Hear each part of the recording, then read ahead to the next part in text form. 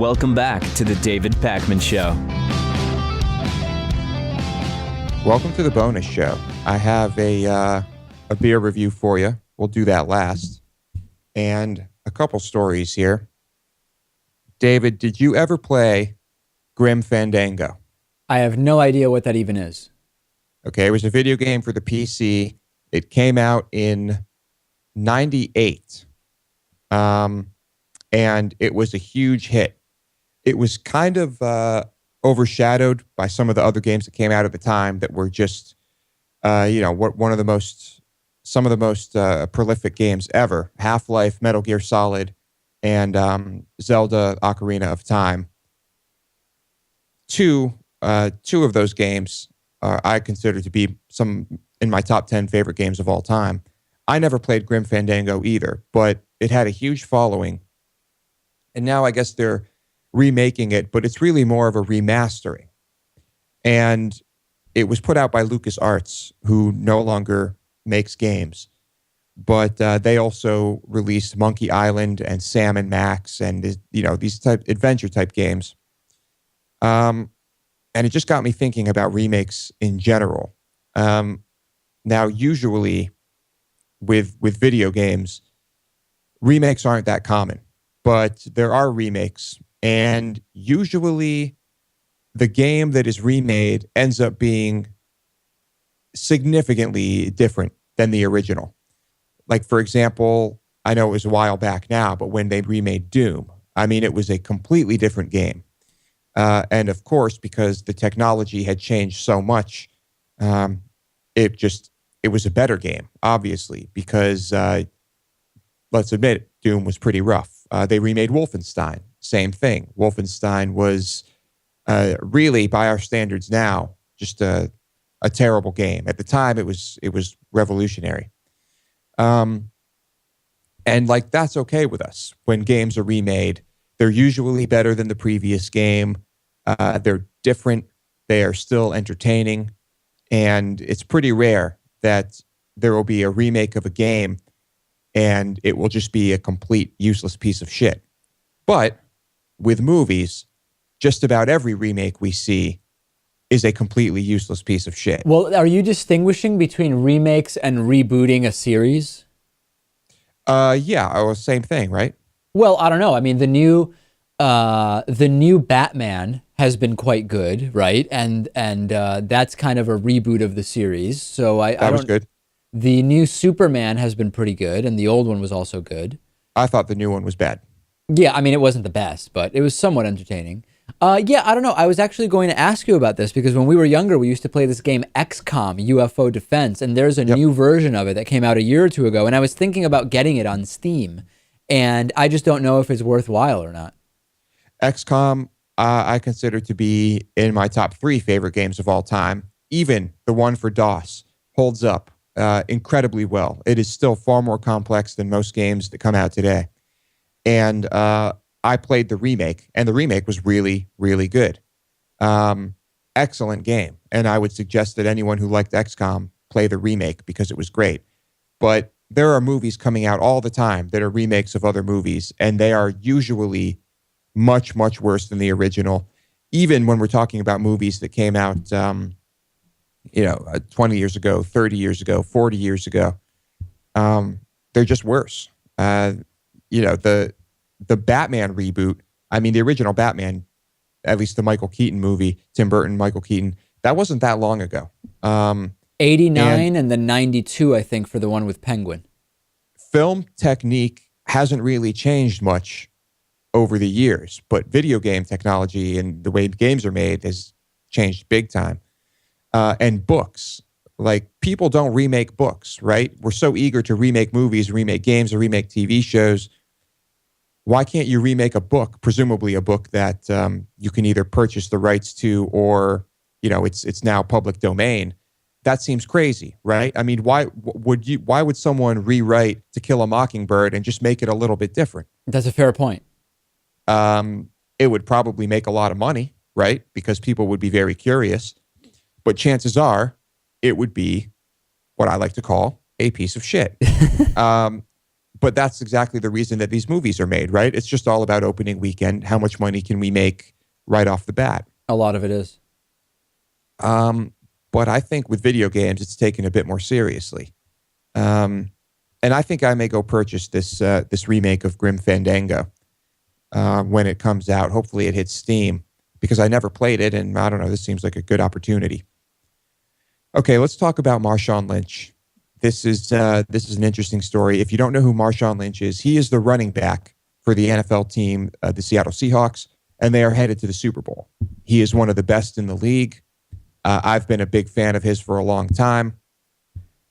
And he has embroiled himself in some controversy lately, because not too long ago, he was fined for failing to meet the media obligations imposed by the league, meaning he is contractually obliged to go to press conferences and to talk to the media a certain amount. And he didn't do that. He hates it.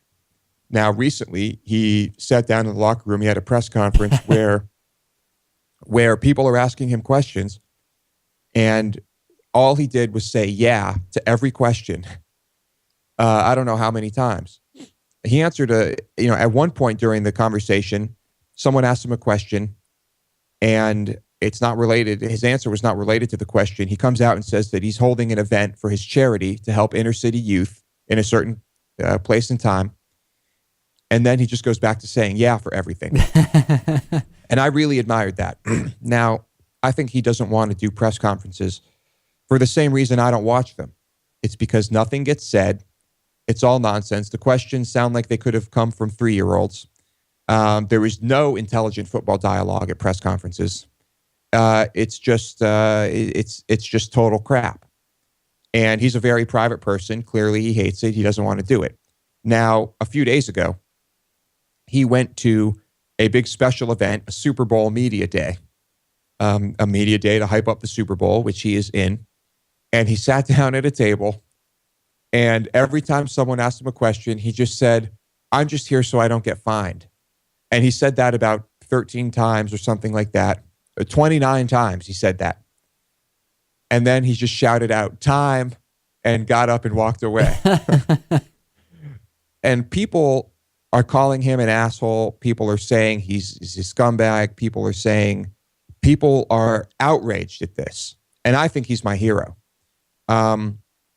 There's one more very funny piece to this puzzle. He has admitted that he likes to eat Skittles before playing a football game. It's just a ritual of his.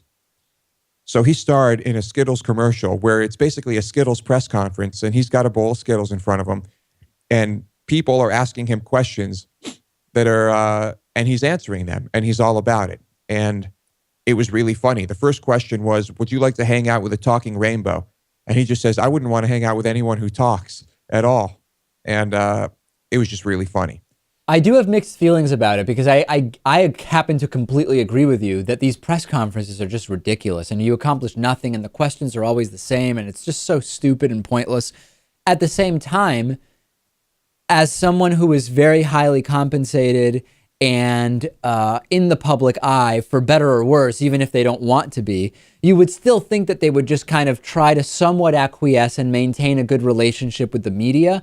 I'm not saying that that is the only right thing to do. I'm just imagining if I were in that position, even if I really disliked it, I would still try to keep a good rapport going. I think I know it's part of his contract. It's part of the job. But for me, this is on par with a situation like this. Let's say you show up to the building tomorrow to do the show, and your Jewish puppet master, boss, owner is standing there and says, "David, your new responsibility, we're adding some responsibilities to your job. You now have to go, before you come into the building, you have to clean up all the dog poop from in front of the premises before coming upstairs."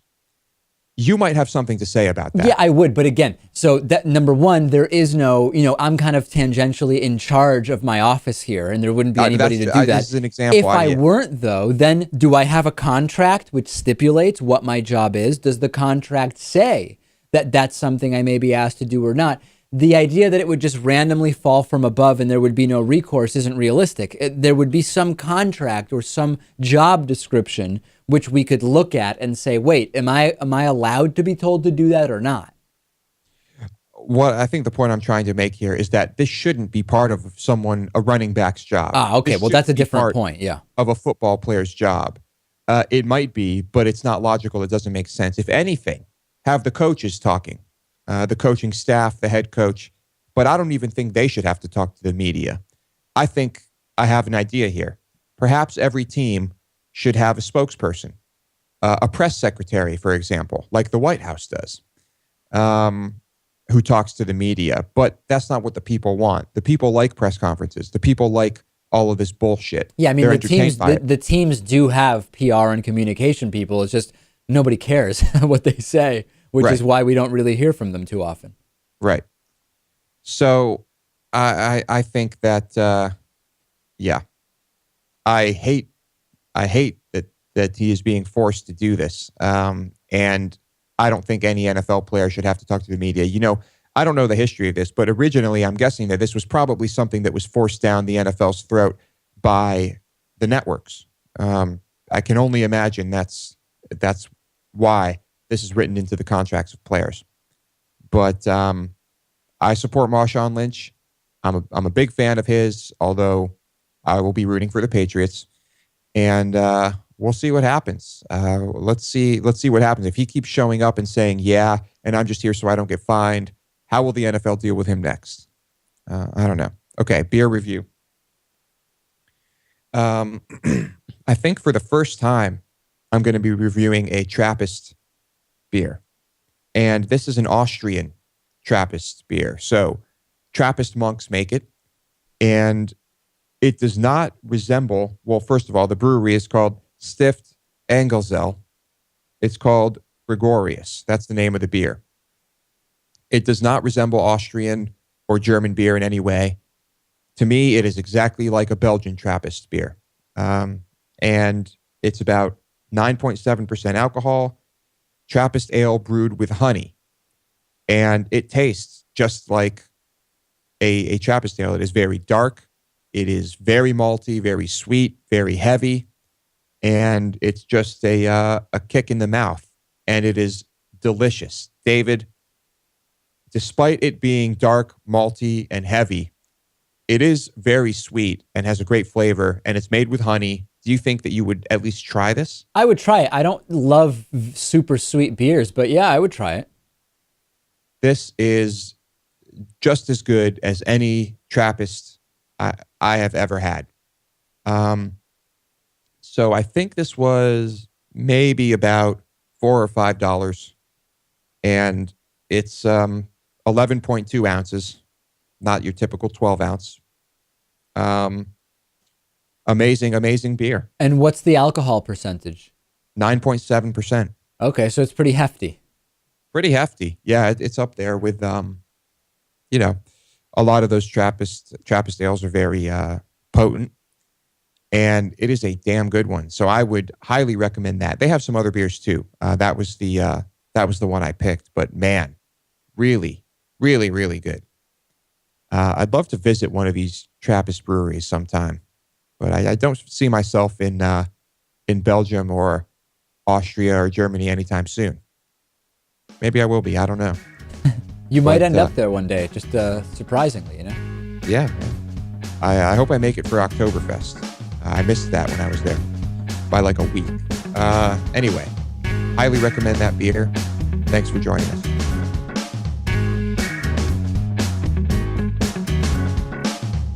The David Pakman Show at davidpakman.com.